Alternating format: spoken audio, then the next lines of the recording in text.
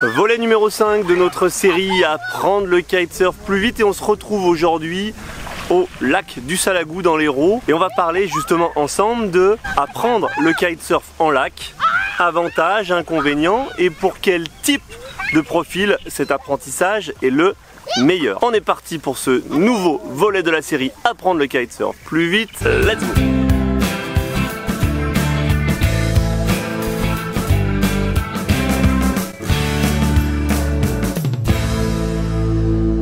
Salut Sébastien Levé, vous êtes bien sur la chaîne La Petite Vie. On se retrouve aujourd'hui donc en direct du lac du Salagou dans l'Hérault, à côté de Clermont-Lérault, pour parler de kitesurf, d'apprentissage et d'apprentissage kitesurf en lac. Donc si vous souhaitez apprendre le kitesurf sur un lac qui soit d'eau salée, d'eau douce, que ça soit ici au lac du Salagou, sur le lac de Serponçon, sur le lac du Monténard, ou je sais pas, peu importe, même des lacs d'eau salée à l'étranger, et bien voici quelques notions qu'il faut avoir en tête.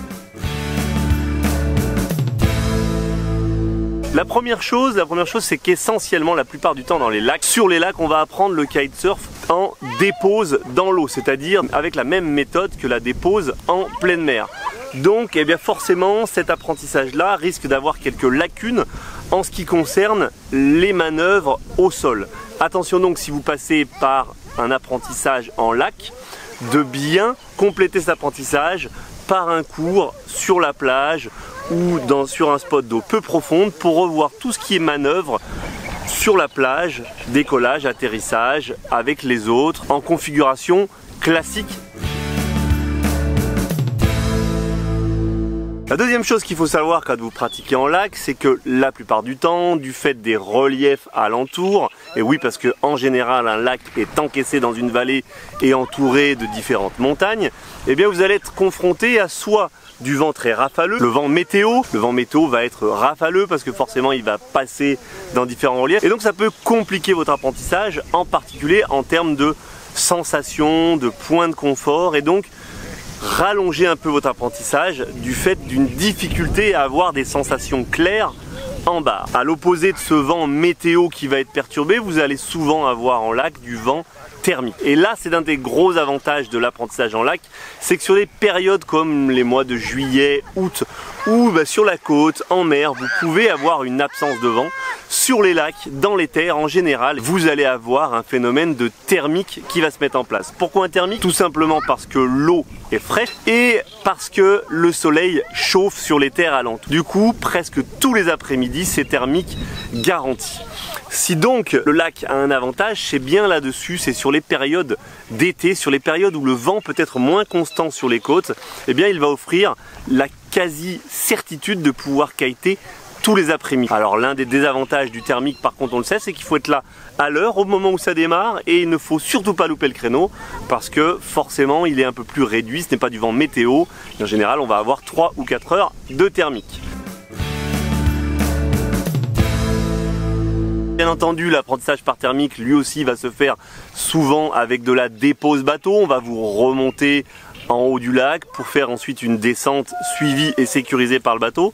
Ce qui fait qu'il va falloir avoir quand même des facteurs endogènes plutôt favorables à la pratique physique.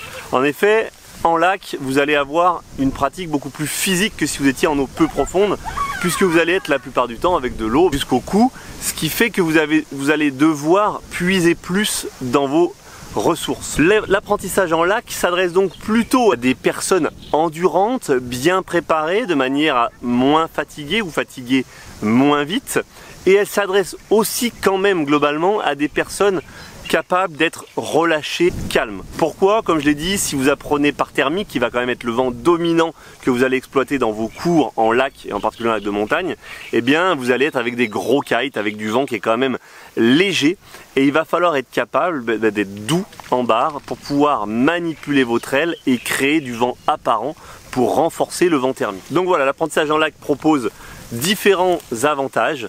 À vous de voir s'ils vous correspondent, à vous de voir si vos facteurs endogènes correspondent à cet apprentissage. Quoi qu'il arrive, complétez toujours votre apprentissage en lac par un apprentissage de 1 ou 2 cours sur un spot d'eau peu profonde ou sur un spot bénéficiant d'une plage et d'un vent side-on, histoire de bien maîtriser toutes les manœuvres sécuritaires. Voilà, sur ce, vous le voyez avec la caméra qui se met à s'agiter, le thermique se lève sur le lac du Salagou.